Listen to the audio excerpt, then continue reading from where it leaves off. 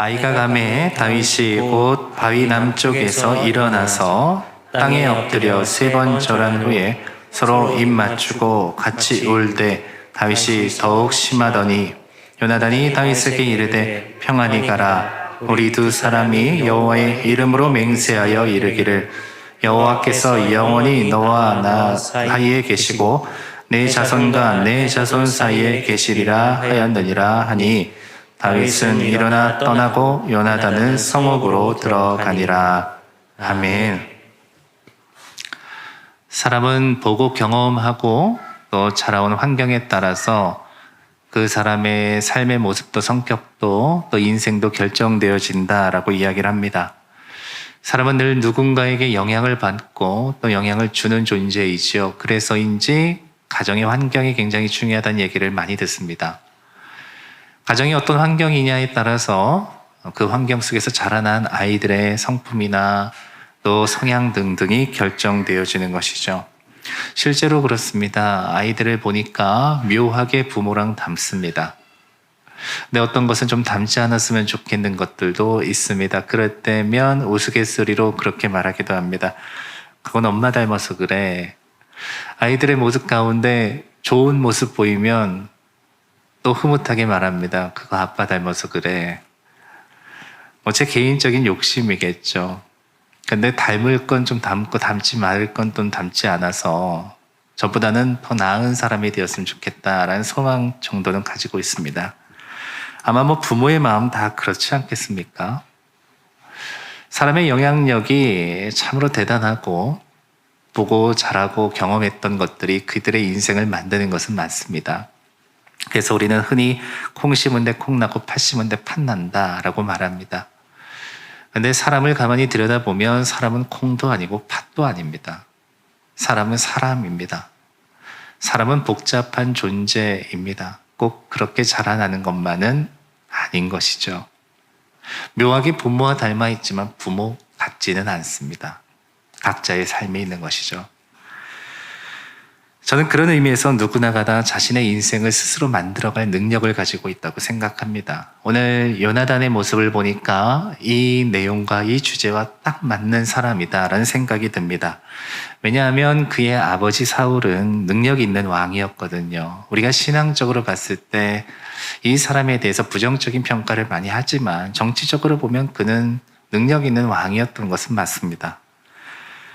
그런 왕에게 있어서 가장 위협은 언제나 자신의 자리를 위협하는 사람입니다. 그 정적을 제거하는 것은 어쩔 수 없는 일입니다.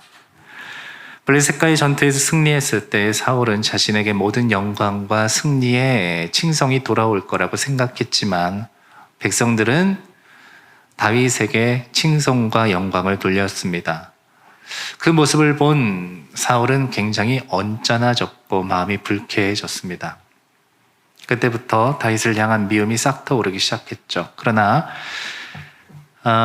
사울 역시도 다윗을 가깝게 또 사랑했던 사람 같습니다. 이 문제를 해결하려고 노력을 했던 것 같죠. 그래서 자신의 딸 미갈과 다윗을 결혼시키게 됩니다. 자신의 사위 삼으려고 했던 겁니다. 그런데 문제는 계속해서 다윗은 승전했다는 것이고 또 그럴 때마다 사람들은 사울이 아닌 다윗에게 영광을 돌렸다는 것입니다. 이제 사울은 그것을 견딜 수 없을 만큼 불쾌하게 느끼기 시작했습니다.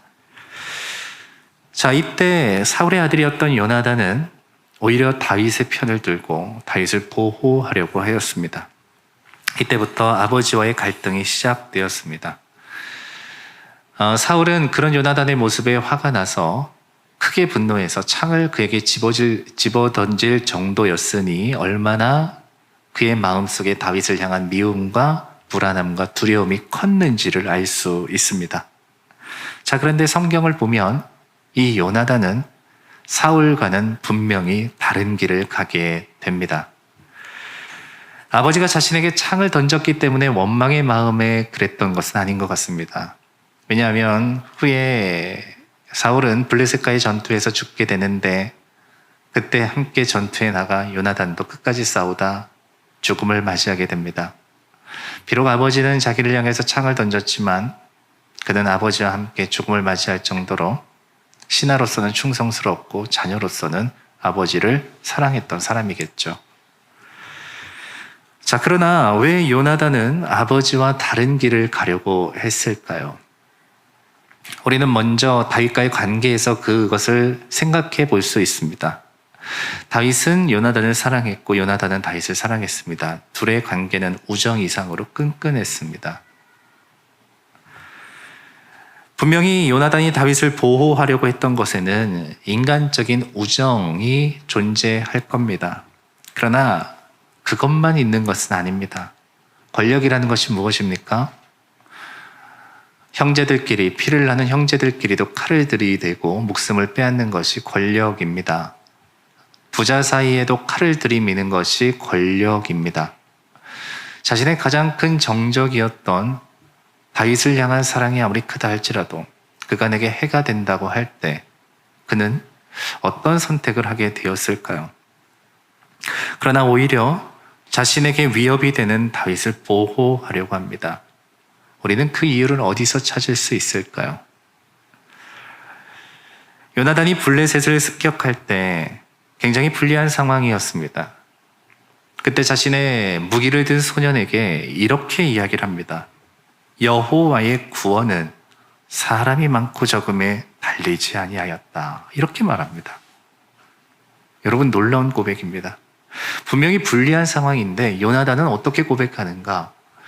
하나님께서 구원하시는 것은 사람의 숫자에 달려있는 것이 아니다. 하나님의 능력을 믿은 겁니다. 하나님의 일하심을 믿은 겁니다. 그는 어떤 사람입니까? 하나님을 경외하는 사람이었다는 겁니다. 왜 요나단이 이와 같은 선택을 하게 되었는가? 왜 다른 길을 가게 되었는가? 그가 끔찍히 다윗을 아꼈기 때문일 수도 있겠지만 그보다 더 중요한 것은 그는 하나님을 경외하는 사람이었기 때문입니다. 사울은 다윗이 하나님과 함께 한다는 것을 알았습니다. 하나님이 그와 함께 하신다는 것을 알았을 때 사울은 다윗을 볼 때마다 두려워졌습니다.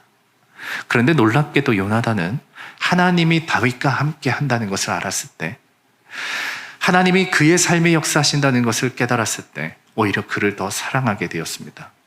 왜 그렇습니까? 하나님을 경외하는 사람이었기 때문입니다. 에베소 5장 8절 말씀에 이렇게 말합니다. 너희가 전에는 어둠이더니, 이렇게 말합니다. 여러분, 우리는 다 어둠 속에 있었습니다. 저도 여러분들도 다 어둠이었습니다. 그러나 그것은 전의 이야기입니다. 이제는 주 안에서 빛이라, 빛의 자녀들처럼 행하라, 이렇게 말합니다. 어둠에 있었을 때는 어둠을 행하는 것이고 빛에 있을 때는 빛을 행하는 것입니다. 여러분, 오늘 요나단은 어디에 있다고 생각하십니까? 사울은 어디에 있다고 생각하십니까? 여러분들은 어디에 있다고 생각하십니까? 어둠입니까? 빛입니까? 기억하십시오. 전에는 어둠이었습니다. 그러나 이제는 빛의 자녀입니다. 솔직히 말해 요나단에게 하나님에 대한 경외심이 없었더라면 그는 사울의 계획에 동조했을 겁니다. 그냥 그럴듯하게 다윗 불러내서 속여서 그의 목숨을 빼앗았으면 모든 문제 해결되었을 겁니다. 그러나 그는 그것을 할 수 없었습니다. 그는 어둠이 아니라 빛에 있는 사람이었기 때문입니다. 그래서 그는 아버지와 다른 길을 선택하게 된 겁니다. 그가 어둠에 있기를 거부하고 빛 가운데 있기를 소망했을 때 그는 아버지처럼 살아갈 수가 없었던 겁니다. 그러면 그의 대가는 어떠할까요? 그의 대가는 그가 선택한 것처럼 찬란했을까요? 요나단은 왕이 되지 못했습니다. 전투에서 의도치 않게 죽음을 맞이하게 되었습니다. 빛 가운데로 나왔는데 그의 인생의 결말은 빛처럼 보이지 않습니다. 그러나 요나단의 그 다른 길의 선택이 오늘날의 다윗을 만들었습니다. 오늘의 요나단의 선택이 그의 아들 무비보셋에게 요나단의 사랑을 기억하게 만들었습니다. 그래서 다윗은 그를 귀한 자로 존대하게 됩니다. 그의 선택은 틀리지 않았습니다. 무엇보다도 하나님은 그런 요나단을 귀하게 여기셨습니다. 그것이 결론인 겁니다. 우리는 각자의 인생을 다 살고 있습니다. 그러나 우리는 내 현재의 삶을 통해서 불행이다, 행복이다를 평가합니다. 그러나 그렇지 않습니다.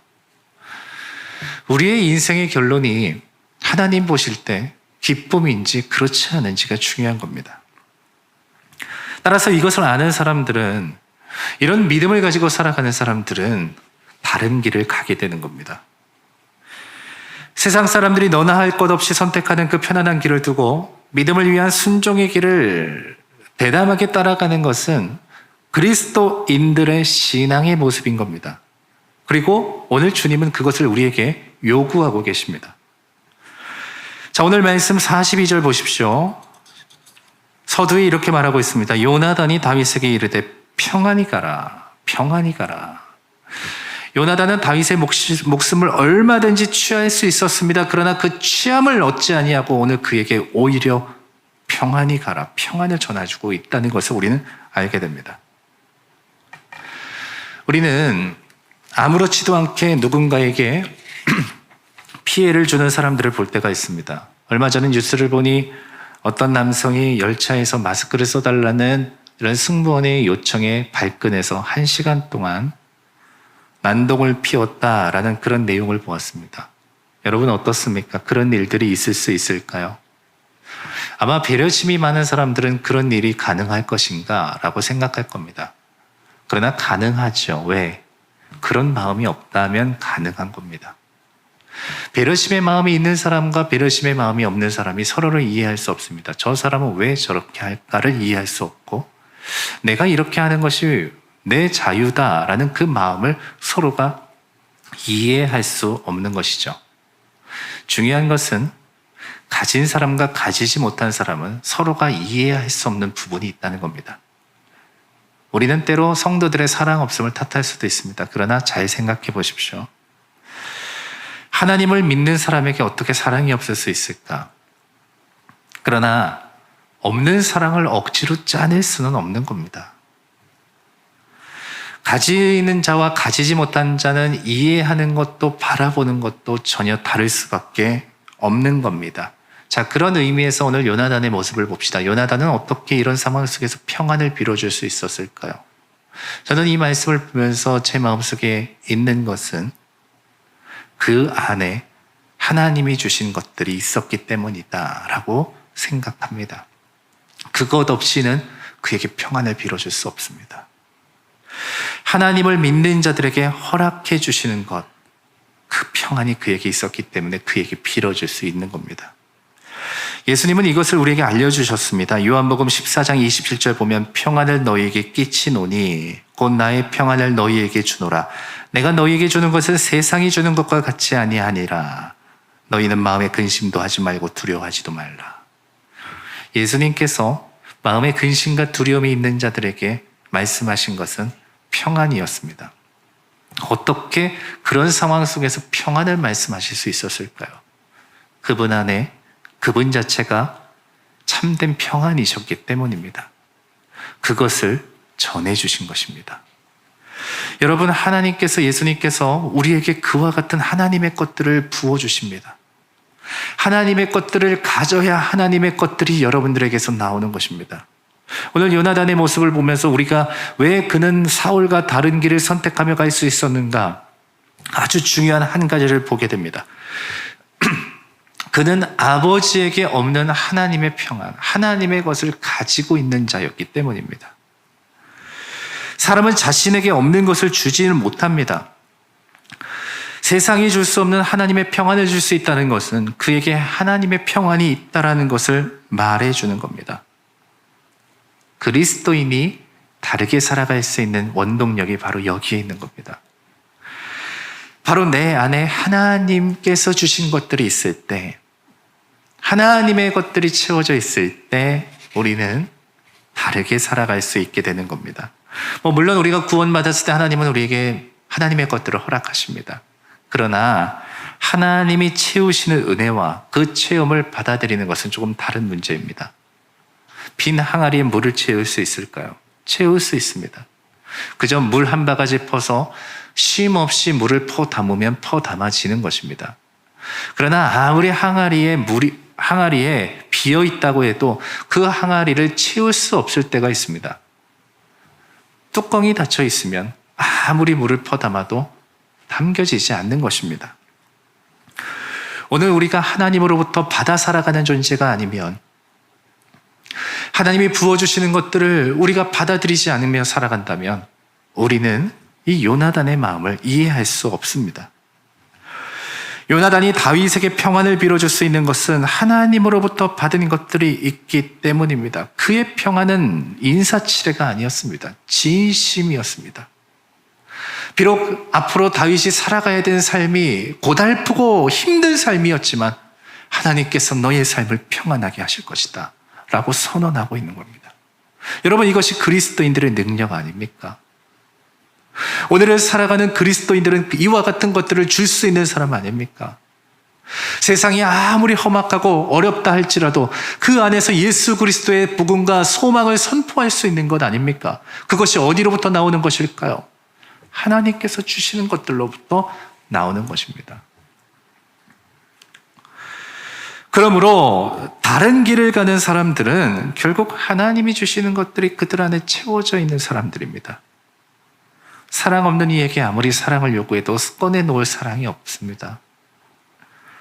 믿음이 없는 이에게 아무리 믿음을 요구해도 꺼내놓을 믿음이 없는 것입니다.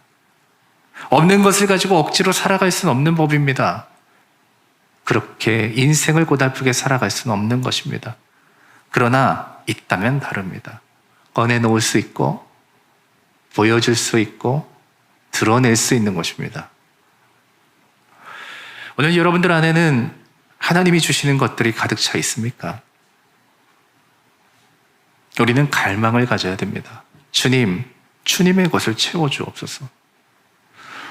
비록 세상 속에서 하나님을 믿고 살아가기 힘든 이 시대라 할지라도 우리는 그 갈망만큼은 가지고 있어야 합니다. 하나님의 것들을 채워주옵소서. 가나안 혼인잔치에서 예수님은 돌 항아리에 담긴 물을 최상급의 포도주로 바꿔주셨습니다. 하나님께서 하시는 것입니다. 예수님께서 하시는 것입니다. 어쩌면 여러분들의 인생이 그저 물과 같을지도 모르겠습니다. 그저 손 씻을 때나 발 씻을 때나 쓰는 큰 물일지도 모르겠습니다. 그러나 예수님께서 여러분들에게 함께 하시면, 하나님이 여러분들을 채워주시면 여러분들은 누구와도 비교할 수 없고 그 누구도 만들 수 없는 최상급의 포도주가 되어 이것이 어디로부터 왔는가라는 이 의문을 들게 할 수 있는 존재가 되는 것입니다. 그게 다름의 문제 아닙니까? 저는 여러분들이 하나님께서 주시는, 예수님께서 가나안의 혼인잔치에서 바꿔놓으신 그 돌 항아리 속에 있는 포도주가 되기를 축복합니다. 하나님이 만드신 최상급. 다른 길을 가길 원하십니까? 그렇다면 먼저 하나님으로부터 채우심을 받으십시오. 갈급함을 가지고 주님 앞에 구하십시오.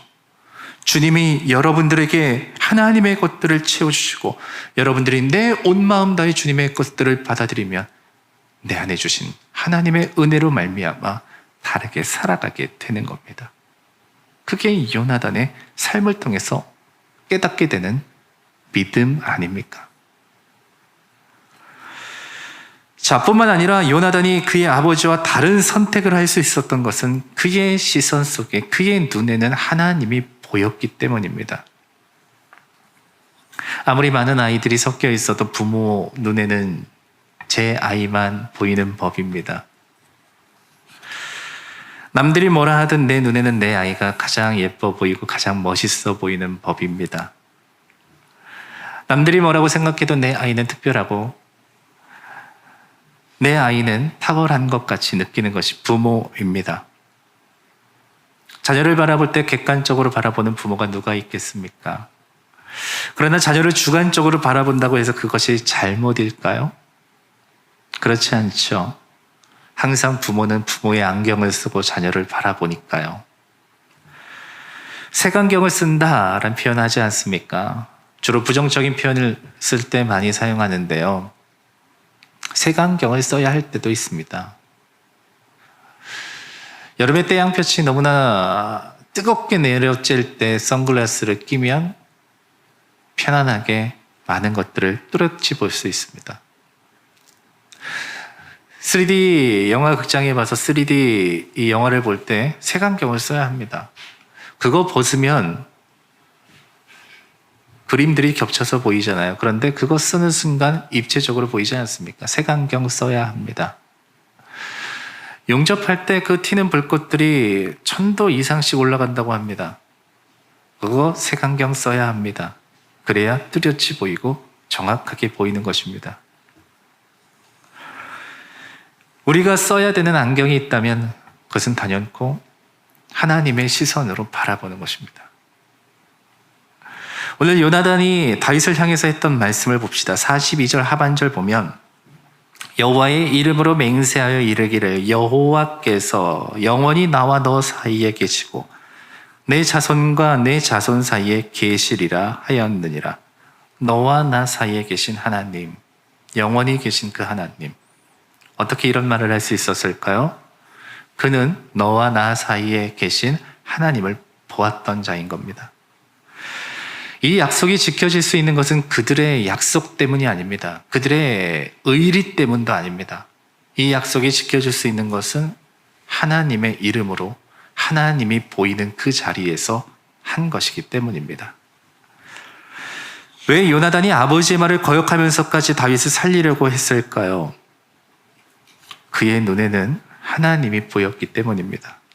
아버지를 등진 것이 아니라 하나님이 보였기 때문에 하나님을 등질 수 없었던 것이고요.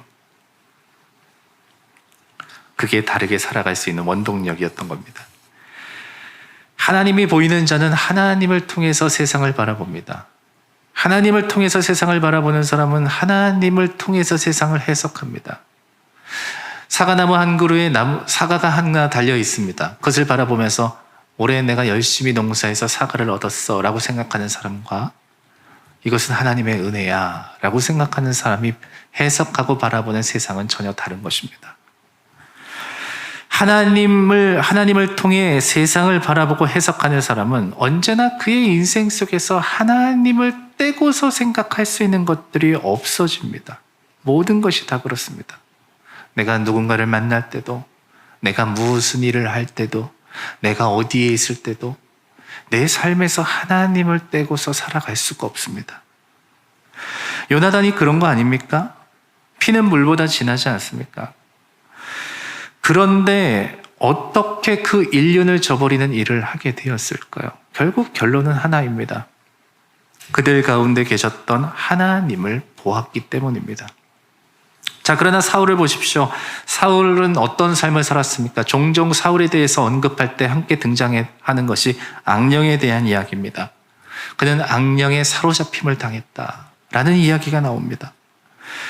사울의 조급함과 사울의 두려움과 불안함이 어디로부터 비롯되고 있는지를 우리는 잘 알고 있습니다. 그것은 하나님이 아닙니다. 악령이었다라고 말합니다. 그는 하나님을 알았으나 하나님을 보며 살아가는 존재는 아니었던 겁니다. 그래서 그는 자신과 다윗 사이에 계신 하나님을 바라보지 못하고 다윗을 향해 단창을 던졌을 때 그는 하나님을 향해 던졌다는 사실을 깨닫지 못했던 겁니다. 그리스도인은 이와 같은 시선을 가지고 있는 사람입니다. 요나단의 시선이죠. 우리는 너와 나 사이에 살아계시고 존재하는 하나님을 보는 사람들입니다. 여러분과 제 사이에 있는 하나님을 보는 존재들입니다. 그래서 사실 우리는 이중적인 관계로서 살아가는 것이 아니라 삼중적 관계로 살아가는 존재들입니다. 나와 너의 관계가 아니라 나와 너 사이에 계신 하나님을 보는 사람이니까요. 나와 세상이 아니라 나와 세상 가운데 계신 하나님을 보는 존재니까요. 이 삼중적 관계입니다. 만나는 사람들마다, 대하는 사람들마다, 우리가 서 있는 그 자리마다 우리는 그 삼중적 관계를 통해서 모든 것들을 봅니다.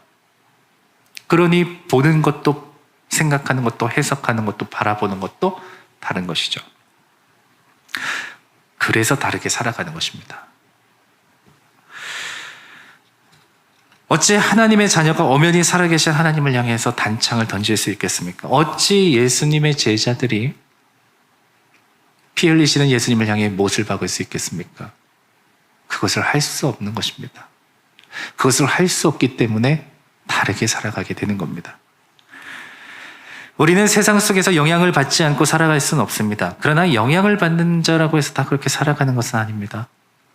여러분들이 자라온 환경, 지금까지 살아왔던 내 삶의 많은 것들이 지금의 여러분들을 만들어 놓았습니다. 그것을 부인할 수는 없습니다. 그러나 기억하십시오. 앞으로의 삶도 그렇게 살아가야 되는 것은 아닙니다. 지금까지 여러분들의 삶이 오늘의 나를 만들었다고 내일의 나가 그 이전의 나와 같다라는 것을 인정하지 마십시오. 우리는 살아계신 하나님의 영향력 속에 있는 사람들입니다. 우리는 그 하나님과 함께 살아가는 존재들이라는 겁니다. 성령께서 여러분들 안에 계시는 것을 믿으십니까? 성령께서 오늘도 여러분들의 삶 속에 한가운데 거하고 계시다는 것을 여러분 믿으십니까? 성령께서 여러분들에게 하나님의 것들을 채워주셔서 능히 살아가게 만드신다는 것을 아십니까? 믿음이 부족한 자들에게 믿음이, 기도가 부족한 자들에게 기도를, 순종이 부족한 자들에게 순종이, 하나님의 온갖 것들을 여러분들에게 채워주시기를 아끼지 않으신다는 것을 여러분 아십니까?